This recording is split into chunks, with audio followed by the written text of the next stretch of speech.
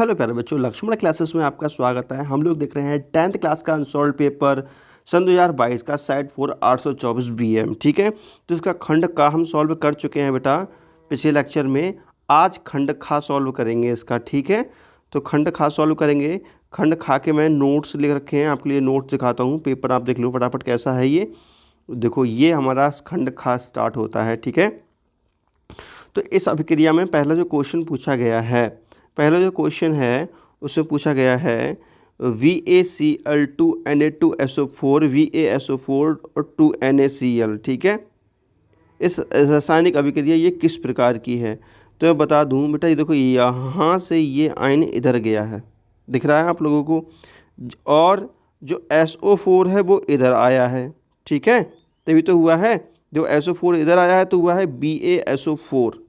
ठीक है, उसके बाद ये Cl इधर गया होगा तो ये तो बना है 2NaCl। ठीक है, तो दो बार विस्थापन हुआ, एक बार ये एक बार ये, तो डबल डिस्प्लेसमेंट रिएक्शन हो गई, तो दो विस्थापन इसका आंसर आ जाएगा। ठीक है, तो ये सारे आंसर जो हैं मैंने नोट्स में लिख रखे हैं, वो नोट्स में आपको दिखा देता हूँ फटाफट। ठीक है, ये क्वेश्चन रहे, इनके आंसर देखो सबके मैंने एक नोट्स में लिख रखे हैं। अब वो सारे आंसर की तरफ हम चलते हैं कि बेटा आंसर हमने कैसे लिख रखे हैं। तो देखो इसके आंसर ज़रा, ये तो फिजिक्स के आंसर हैं, केमिस्ट्री के आंसर दिखाने हैं आप लोगों को। ये है केमिस्ट्री का पेपर, यहाँ से स्टार्ट, ये खंड खा।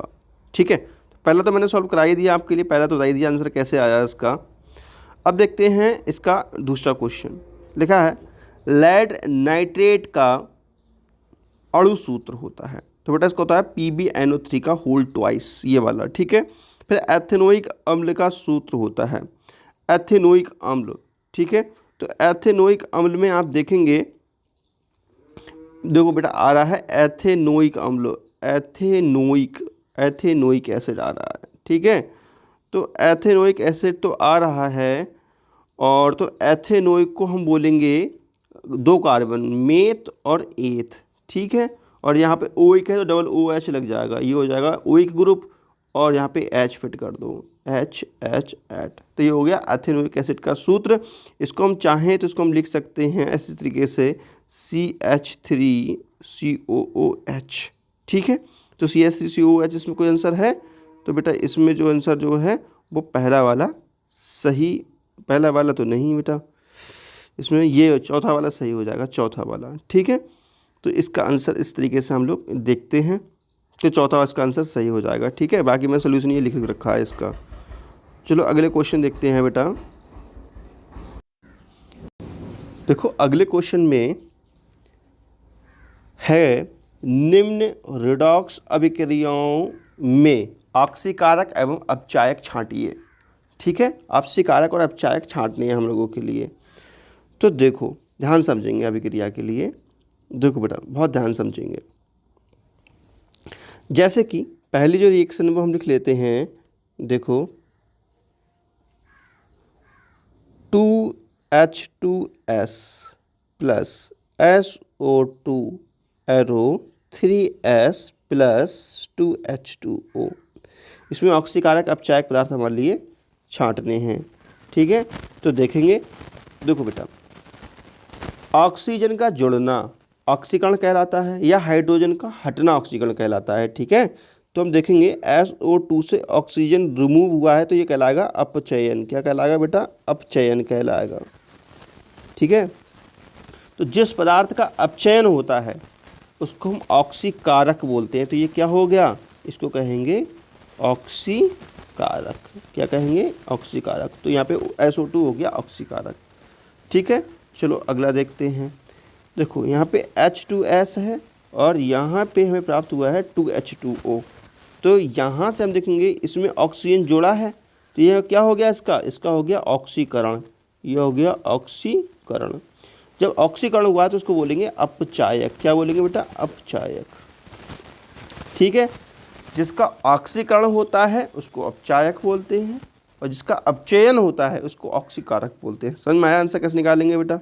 ठीक है, तो यहाँ अपचायक क्या हो गया? ये। ऑक्सीकारक क्या हो गया? ये। ठीक है, ये इसका आंसर हो गया। तो इसको मैंने बाकायदे अच्छे से समझा रखा है, ये देखो मैंने समझा रखा है इस चीज़ को। ठीक है, दूसरा देखते हैं इसका पार्ट। तो दूसरे पार्ट में भी बेटा ऐसे समझ लेंगे इस चीज़ को। देखो I2 जो है, जो H2S है, देखो ये H2S है वो क्या में चेंज हुआ है, देखेंगे बेटा जो H2S है देखो ये चेंज हुआ है, थोड़ा सा समझेंगे, H2S S में चेंज हुआ है। हाइड्रोजन का हटना क्या कहलाता है, ऑक्सीकरण कहलाता है, तो इसका ऑक्सीकरण हुआ है तो ये हो गया अपचायक। क्या हो गया बेटा, अपचायक हो गया, ठीक है।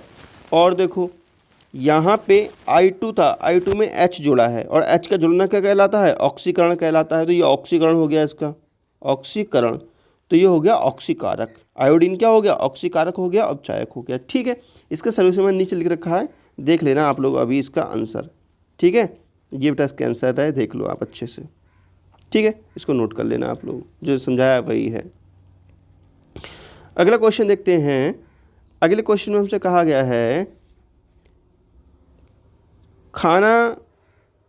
खाने का सोडा बनाने की विधि का रासायनिक समीकरण तथा इसको उपयोग लिखिए, ठीक है। खाने का सोडा बनाने की विधि, तो मैं आपको बताऊं ना, कभी कभी क्या होता है बेटा, जो एनसीईआरटी होता है उससे भी बाहर के क्वेश्चन आते हैं। ये एनसीईआरटी में नहीं है, अपने सिलेबस में खाना बनाने की विधि नहीं है, फिलहाल इसके बारे में काफ़ी चीज़ें हैं, विधि प्राइवेट बुक में दी हुई है, तो वहाँ से आप पढ़ लेना इसको, ठीक है। फिलहाल मैंने लिख रखा है। तो खाना का सोडा बनाने की रासायनिक समीकरण देना है और उसका उपयोग भी लिखना है। तो बेटा खाने का सोडा हम कैसे बनाते हैं, देखो विराइन में NH3 और CO2 गैस प्रवाहित करते हैं, ठीक है। विराइन क्या होता है, सांद्र NaCl का ठंडा जलीय विलयन, ठीक है, सांद्र NaCl का ठंडा जलीय विलयन होता है, उसको विराइन कहते हैं।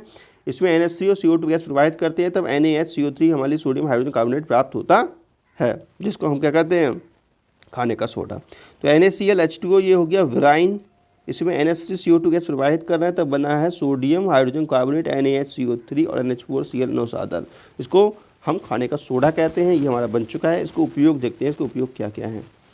उपयोग देखो बेटा, पेट की अम्लता दूर करने में, अम्लता दूर करने में कैसे, क्योंकि जो खाने का सोडा होता है ना, क्षारीय प्रकृति का होता है, और जब पेट में हमारे खटके टकारे जाती हैं, अम्ल हो जाता है ना, तो हम क्षार खाते हैं, मतलब सोडियम कार्बन हाइड्रोजन कार्बोनेट खाते हैं बेटा हम, तो हमारे पेट की जो अम्लता है कम हो जाती है, उदासीनीकरण विक्रिया होती है पेट के अंदर, ठीक है। तो अम्लता को कम करने में, शीतल पेय सोडा वाटर बनाने में, दूध को खट्टा होने से बचाने में, जैसे दूध होते हैं ना, दूध अम्लीय प्रकृति के होते हैं, तो समय के अनुसार उनकी अम्लता बढ़ती जाती है, खट्टे हो जाते हैं, लेकिन अगर उसमें हम ये बेकिंग सोडा डाल देते हैं, बेकिंग सोडा क्षारीय प्रकृति का होता है, तो दूध कैसा जाता है, दूध जाता है उदासीन लगभग हो जाता है, तो दूध काफ़ी समय में ख़राब होता है, ठीक है। तो दूध को खट्टा होने से बचाने में और खस्ता पकौड़ा बनाने में, ठीक है, ये इसका उपयोग है। अब हम बात करते हैं नेक्स्ट क्वेश्चन की। नेक्स्ट क्वेश्चन में पूछा गया है आधुनिक आवर्त नियम से आप क्या समझते हैं। आवर्त सारणी के किसी वर्ग में ऊपर से नीचे की ओर आने पर परमाणु में क्या परिवर्तन होता है, ठीक है। तो तत्वों के भौतिक और रासायनिक गुण परमाणु भारों के परमाणु क्रमांकों के आवर्तीकरण होते हैं, इसे हम आधुनिक आवर्त नियम कहते हैं। आधुनिक आवर्त नियम ये हो गया। अब हम किसी भी आवर्त में जो लेफ्ट टू राइट आते हैं ना, किसी भी हम बेटा वर्ग में ऊपर से नीचे आते हैं तो परमाणु का साइज बढ़ता जाता है, क्योंकि इनकी कोषों की संख्या भी बढ़ती जाती है। अब हमें लिखना है इनके IUPAC नाम, ठीक है। तो IUPAC नाम लिखने के थोड़ा सा अच्छे से आपको समझना पड़ेगा। IUPAC नाम आपके 10th के हिसाब से थोड़े कठिन दे दिए हैं, और बाकी NCERT के तो है नहीं बेटा, प्राइवेट बुक से दिए हुए हैं, ठीक है। चलो देखते हैं इनका IUPAC नाम कैसे लिखते हैं। देखो पहले क्या देखेंगे बेटा, CH2 5 को हम लिख सकते हैं CH3 CH और यहाँ OH और CH2Cl, ठीक है। अब देखेंगे इसका नाम कैसे करेंगे। देखो बेटा हम अब करेंगे काउंटिंग उस तरफ से करते हैं जिधर क्रियात्मक समूह पास में हो, तो हम इधर से करेंगे 1 2 3 4 किलो बोलते हैं ब्यूट, ठीक है, और क्लोरो पहले आ जाएगा। तो बेटा 1 नंबर पे है तो 1 क्लोरो, ठीक है। फिर ब्यूटेन 1 क्लोरो ब्यूटेन, और जो ऑल ग्रुप है ऑल, ये दूसरे नंबर पे है, तो ये हो जाएगा 2 ऑल, ठीक है। ये इसका नाम हो गया, नोट कर लो इसका नाम। समझ में आया मैंने कैसे लिखा बेटा। चलो अब हम देखते हैं कि सेकंड का कैसे लिखेंगे बेटा। सेकंड वाले का देखते हैं हम लोग कैसे लिखेंगे, ठीक है। तो सेकंड वाले को देखो ज़रा कि हम कैसे लिखेंगे। देखो सेकंड जो है उसको हम लिख सकते हैं CH3, उसके बाद में CH2 और CH3, ठीक है।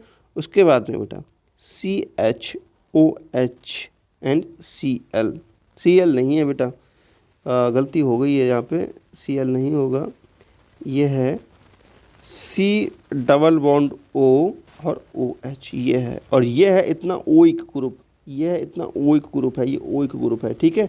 चलो अब काउंटिंग करते हैं इसमें, काउंटिंग देखो जरा, इधर से करते हैं 1 2 3 एंड 4, ठीक है। इधर काउंटिंग करेंगे तो ये हो जाएगा मेथ एथ प्रो ब्यूट, ठीक है। लेकिन इससे पहले क्या है, इससे पहले ये दो ग्रुप जुड़ेंगे, इनके नाम लिखना होगा 2 डाई मैथिल, 2 डाई मैथिल। उसके बाद में बेटा मेथ एथ प्रोप प्रोपेनोन, प्रोपेनोन, ठीक है, प्रोपेनोन, जो मैंने नीचे लिख रखा है देख लेना, प्रोपेनोन, ठीक है। प्रोपेनोन की जो स्पेलिंग होगी PROP, प्रोपेनोन, प्रोपेनोन ऐसे लिखा जाएगा, ठीक है। तो ये हो गया 2 डाई मैथिल प्रोपेनोन, ये इसका नाम हो गया, ठीक है। क्लियर समझ में आ रहा है बेटा आप लोगों के लिए। चलो अब देखो इसका ये सोल्यूशन मैंने बताई दिए, इसका नाम ये नीचे लिख रखा है। चलो अगले बढ़ते हैं हम लोग। अगला क्वेश्चन है अयस्क तथा खनिज में अंतर समझाइए। बहुत सारे क्वेश्चन है, देखो मिट्टी के अंदर से धातु जिस अवस्था में प्राप्त करते हैं उसे हम क्या कहते हैं, अयस्क कहते हैं, ठीक है। और जिन अयस्कों से हम आसानी से खनिज निकाल सकते हैं उन्हें हम क्या कहते हैं, सॉरी गलत पढ़ दिया, देखो बेटा, धातु मिट्टी के अंदर से जिस अवस्था में निकाली जाती हैं उन्हें हम खनिज कहते हैं, ठीक है। और जिन खनिजों से आसानी से कम खर्चे में कम समय में धातु प्राप्त कर सके उससे हम क्या कहते हैं, अयस्क कहते हैं। क्लियर, ठीक है। अब देखते हैं अगला क्वेश्चन, लिखा है निम्नलिखित पर संक्षिप्त टिप्पणी दीजिए। पहला, साबुन या अपमार्जक, साबुन तथा अपमार्जक पे हमें टिप्पणी देनी है, ठीक है। तो साबुन जो क्या होते हैं बेटा, देखो जब वसा की क्रिया हम क्षारक से कराते हैं तब हमें साबुन प्राप्त होता है, ठीक है। लेकिन कुछ साबुन भी ऐसे भी आ रहे हैं जो ये कहते हैं कि हम जो है वसा के यूज़ से नहीं बनाते, जैसे कि डव साबुन है उसमें शायद वसा का नहीं क्षारक का यूज़ नहीं करते, डव साबुन है उसमें क्षारक का यूज़ नहीं होता है, ठीक है। इसका प्रैक्टिकल भी मैं आपको कदम में करके दिखा दूंगा। आप कमेंट करना आपको प्रैक्टिकल चाहिए नहीं चाहिए, कि हम कैसे पहचान करें कि किसमें क्षारक है या किसमें क्षारक नहीं है, इसकी पहचान करना भी मैं आपको सिखा दूंगा प्रैक्टिकल करके, लेकिन आप कमेंट करेंगे तब, ओके, ठीक है बेटा।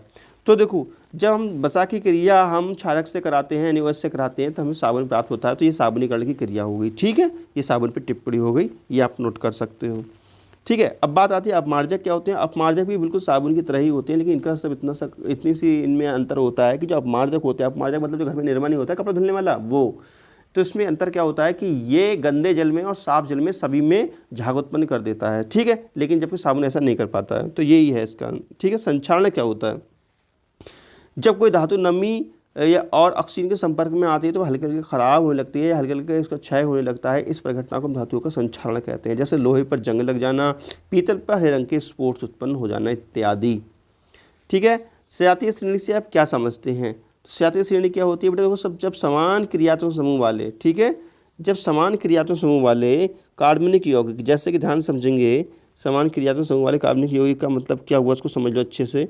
देखो समान क्रियात्मक समूह जैसे कि CH3OH, CH3, CH2OH, CH3, CH2, CH2OH, आप देखेंगे सभी में क्रियात्मक समूह समान है। देखो सभी में OH, OH, OH समान है, ठीक है। लेकिन कार्बन की संख्या इसमें 1 है, इसमें 2 है, इसमें 3 है, ठीक है। जब समान क्रियात्मक समूह वाले कार्बनिक यौगिकों को परमाणु भार के, किसके, कार्बन के परमाणु भार के, ठीक है, यह परमाणु भार से लिख सकते हो। जब समान क्रियात्मक समूह वाले कार्बनिक यौगिकों परमाणु भार के बढ़ते हुए क्रम में लिखते हैं तब जो श्रेणी प्राप्त होती है इसको हम सक्रियता श्रेणी कहते हैं। सक्रियता श्रेणी नहीं बेटा, सजातीय श्रेणी कहते हैं, ठीक है। इसको हम दूसरे तरीके से लिख सकते हैं CH3OH, CH3OH, उसके बाद में बेटा C2H5OH, ठीक है। उसके बाद में C3H7OH, ऐसे भी लिख सकते हैं, इसी को बुक में ऐसे लिखा हुआ मिलेगा आपको। तो ये होगी सजातीय श्रेणी, देखो मैंने यहाँ पे लिख रखा है अच्छे से, ठीक है। जब समान क्रियात्मक समूह वाले कार्बनिक यौगिकों को उनके परमाणु भार के बढ़ते हुए क्रम में रखते हैं तब एक जो श्रेणी प्राप्त होती है उसे हम सजातीय श्रेणी कहते हैं। नोट कर लेना इसका आंसर, ठीक है। अगले क्वेश्चन की तरफ बढ़ते हैं। अगर वो नहीं करना हो तो आपको अथवा करके ये कर सकते हो, लेकिन बेटा अभी तो आपको सब तैयार करनी है, क्योंकि अभी आप जो है तैयारी कर रहे हैं, इसे सब तैयार करना है आपको अच्छे से। लिखा है क्या होता है जब केवल रासायनिक समीकरण देना है, इसमें कुछ भी लिखना है और एक रासायनिक समीकरण का एक नंबर होगा। पहला है एथेनॉल को क्षारीय पोटेशियम परमैंगनेट के साथ गर्म किया जाता है। तो इसका आंसर देख लो बेटा, एथेनॉल। एथेनॉल का सूत्र होता है C2H5OH, ठीक है। अब इसको हम करा रहे हैं बेटा सोडियम के साथ गर्म करा रहे हैं, नहीं सोडियम के साथ नहीं गर्म कराना है यार। इसको हम क्या काम करते हैं, इसको हमें क्रिया करानी है इसकी पोटेशियम, ठीक है। देखो किससे क्रिया करानी है, देखो लो बेटा, देखो C2H5, ठीक है, या इसको इस तरीके से लिखो CH3CH2OH, इससे क्रिया करानी है पोटेशियम परमैंगनेट से, ठीक है। तो यहाँ लिख देंगे क्षारीय KMnO4 पोटेशियम परमैंगनेट। तो पोटेशियम परमैंगनेट क्या करता है, इसका ऑक्सीडेशन कर देता है। तो यहाँ प्राप्त होता है हम लोगों के लिए CH3COOH प्राप्त होता है। इस चीज़ को याद कर लेना आप लोग, ठीक है। CH3COOH। तो मैंने ये सारी रिएक्शन लिख रखी हैं, नीचे में दिखा दे रहा हूँ, कॉपी पर लिख रखी है बेटा मैंने, वहाँ से आप अच्छे से समझ सकते हो इस चीज़ के लिए। देखो जब हमने एथिल अल्कोहल की क्रिया कराई है तो प्राप्त हुआ है CH3COOH और पानी निकल गया इधर, देखो, ठीक है। सेकंड है कि एथेनॉल को सल्फ्यूरिक अम्ल के आधिक्य में 160 से 170 सेंटीग्रेड पर गर्म करते हैं तो क्या होता है, ठीक है। तो देखो ये रहा एथिल अल्कोहल को कंसनट्रेट H2SO4 को हमने गर्म किया है तो हमें प्राप्त हुआ है एथीन। यहाँ पे जो कंसनट्रेट H2SO4 होता है पानी को उड़ाने का काम करता है, तो यहाँ पे जल के अणु उड़ गए हैं, जल के अणु ये गायब हो गए हैं, तो उससे हमें एथीन प्राप्त हुआ है। ये इसकी रिएक्शन हो गई। थर्ड देखते हैं, एसिटिक अम्ल सोडियम कार्बोनेट के साथ क्रिया करता है तब क्या होता है बेटा, ठीक है। तो देखो एसिटिक अम्ल ये रहा अपना क्यूट सा, ये रहा एसिटिक एसिड। अब इसके सोडियम कार्बोनेट से क्रिया करा रहे हैं तो प्राप्त होता है 2CH3COONA और H2O। नेक्स्ट देखते हैं बेटा, एथिल अल्कोहल सोडियम हाइड्रोक्साइड के साथ क्रिया करता है तब क्या प्राप्त होता है। सोडियम हाइड्रोक्साइड का NaOH होता है सूत्र, ठीक है। तो देखो ये रहा एथिल अल्कोहल क्रिया NaOH से कराते हैं तो प्राप्त होता है C2H5ONA और H2O। नेक्स्ट देखते हैं, एथिल अल्कोहल सोडियम धातु के साथ क्रिया करता है तो क्या होता है बेटा। देखो ये एथिल अल्कोहल हो गया, सोडियम धातु से क्रिया करा रहे हैं तो हमें प्राप्त होता है sodium ethoxide plus H2 gas remove हो जाती है।